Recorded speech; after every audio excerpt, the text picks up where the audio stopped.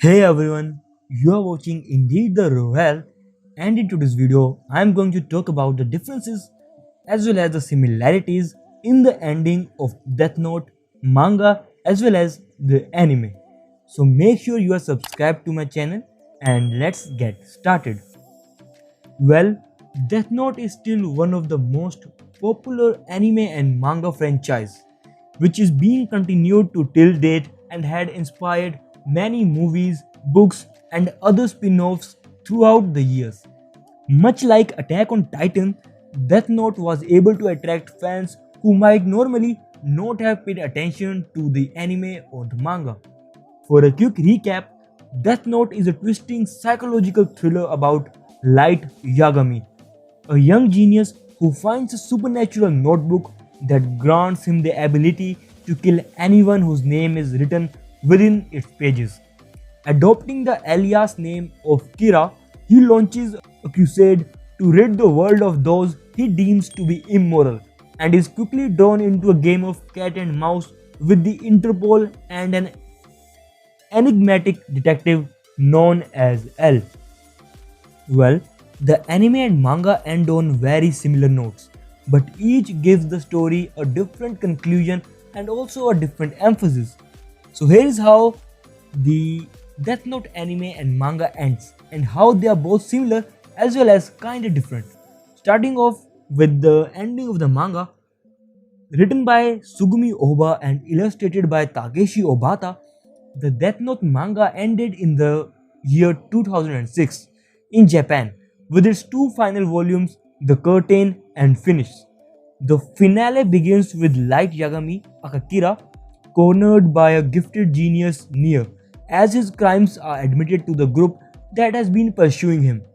Kira's plan had initially been to use the Death Note and rid the whole world of evildoers, but once he became drunk on its power, his body count increased, while his regard for the human life did the quite opposite.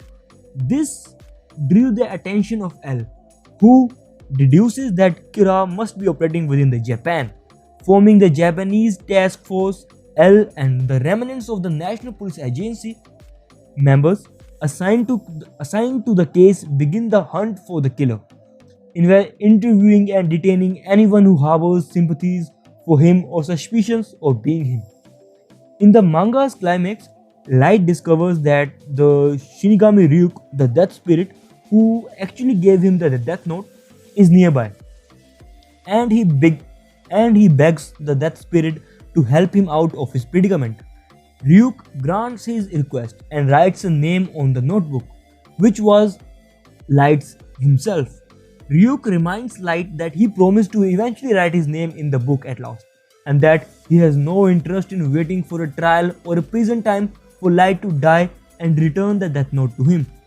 Light then freaks out, not wanting to die but destined to do so because Ryuk tells him that nothingness far different from any heaven or hell awaits him. The final chapter shows how the world has moved on a year after Light's death, with big changes occurring to the National Police Agency and the Wami's house. Wami's house is actually the orphanage where L was raised. The facility's original goal was teaching particularly gifted children, now has shifted to train a successor to the deceased detective L. Shuichi Aizawa and Tauta Matsuda, two formerly feuding members of the NPC, now recalls how the events leading to the Light's death played out and the question whether they did all they could while wondering if everything was as coincidental as it seemed. We catch Kira! I would never dream about living in a world without light. Yes, that would be dark. Elsewhere, history begins to repeat itself with Nier, another gifted orphan from Wami's house, taking on the role of the new L. And at the same time, a mysterious ceremony takes place in which there is the arrival of a strange hooded woman, the new Kira. So the Death Note manga shows us what happened after Light's death and how there it is a new Kira that comes in this world. And it also ends with a cliffhanger. So now coming up to the ending of the Death Note anime. The anime ended with its 37th episode, Season 2's New World, which truncated the manga's finale and changed certain elements in its execution as well. It begins with the characters questioning the lack of deaths after names were written in the supposed death note, meaning the reality of pages were being replaced. This leads to the expose of Light Yagami as Kira, who flails between attempts to elude authorities.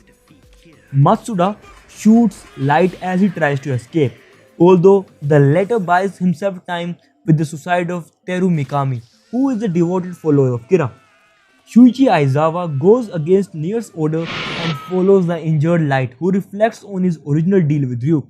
The Death Spirit then tells him he would rather not wait for him to die naturally in order to reclaim the Death Note, so he writes Light's name on the notebook, and it is kind of same what happens in the manga as well.